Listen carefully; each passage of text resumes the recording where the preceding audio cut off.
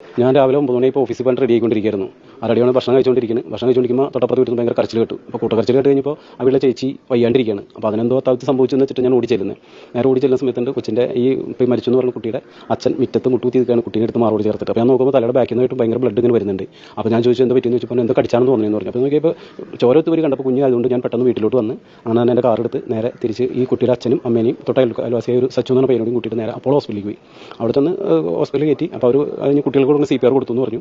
അതിനൊരു 9:30 കഴിഞ്ഞപ്പോഴേക്കും കുട്ടി മരിച്ചു എന്ന് പറഞ്ഞു. അപ്പോൾ അതിനിടയ്ക്ക് പറഞ്ഞു മുറിവ് പറ്റിയിട്ടുണ്ട് കഴുത്തിന്, അതുകൊണ്ടാണ് സംഭവിച്ചത് എന്ന് പറഞ്ഞു.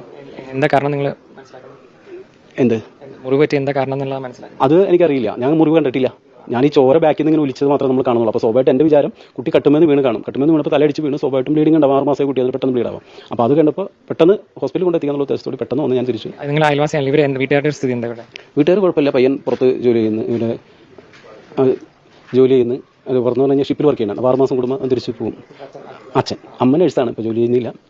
പിന്നെ അച്ഛനും അമ്മയ്ക്കുണ്ട് ഇവിടെ. അവരുടെ പിന്നെ ഒരു അമ്മാവനാണുള്ളത്, പുള്ളി പുറത്താണ് ഇവിടെ ആർട്ട് വർക്കൊക്കെ ആയിട്ട് നടക്കുന്നത്. അമ്മയുടെ കൂടെയാണ് കുട്ടി കിടന്നത് എന്ന് പറയുന്നു. ഞാൻ കണ്ടിട്ടില്ല, കാരണം ഞാൻ പുറത്താണ് ഈ കുട്ടിയെ കണ്ടത്.